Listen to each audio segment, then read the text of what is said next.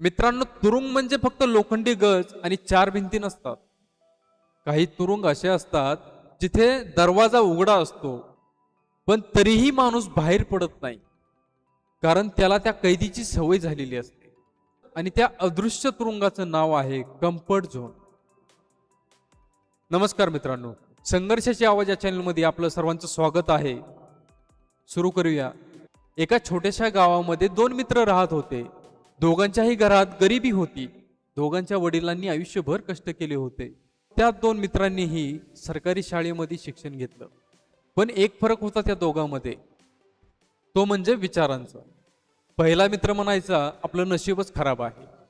आपल्यासारख्या माणसांनी मोठी स्वप्न बघायची नसतात. पण दुसरा मित्र म्हणायचा, नशीब गरीब असू शकतं, पण विचार गरीब नसावेत. 12वी झाल्यानंतर पहिला मित्र गावातच राहिला.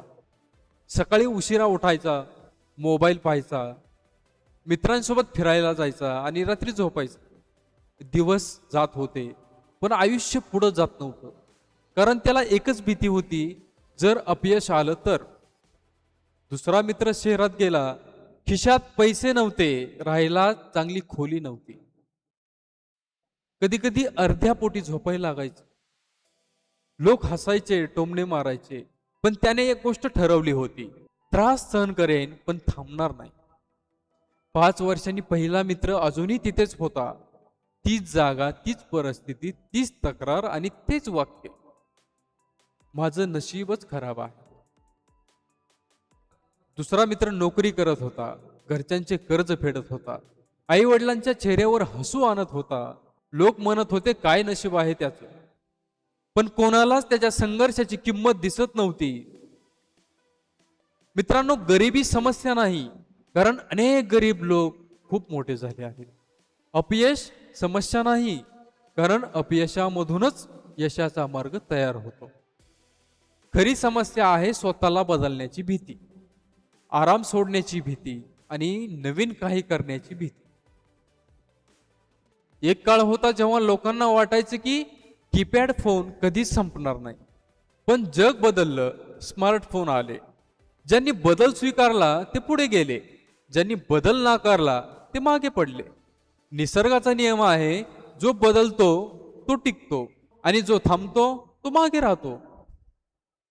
जर तुम्ही सतत म्हणत असाल, उद्या करतो, लोक काय म्हणतील, माझ्याकडून होणार नाही, मी ठीक आहे, आता काय हवं, आता वय निघून गेलं, तर सावध व्हा, कदाचित तुम्ही कम्फर्ट झोन मध्ये अडकले आहात.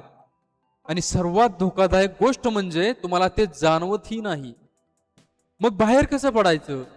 दररोज एक छोटस आव्हान घ्या, नवीन कौशल्य शिका, नवीन लोकांना भेटा. चुकाल तर स्वतःला माफ करा, कारण चालणारा माणूस पडतो, उभा असलेला नाही. लहान पाऊल टाका, पण दररोज टाका. लक्षात ठेवा, जहाज बंदरात सर्वात जास्त सुरक्षित असतं, पण जहाज बंदरावर उभं राहण्यासाठी बनवलेलं नसतं. ते बनवलेलं असतं समुद्रातील वादळांना सामोरं जाण्यासाठी, मोठ्या लाटांशी लढण्यासाठी आणि आपल्या क्षमतेची ओळख करून देण्यासाठी.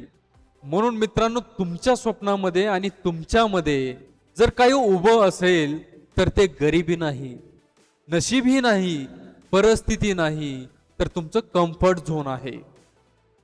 आज एक छोटं पाऊल टाका, कारण 5 वर्षांनी तुम्ही कुठे असाल हे तुमचं नशीब नाही ठरवणार, तर आज घेतलेला तुमचा निर्णय ठरवणार आहे.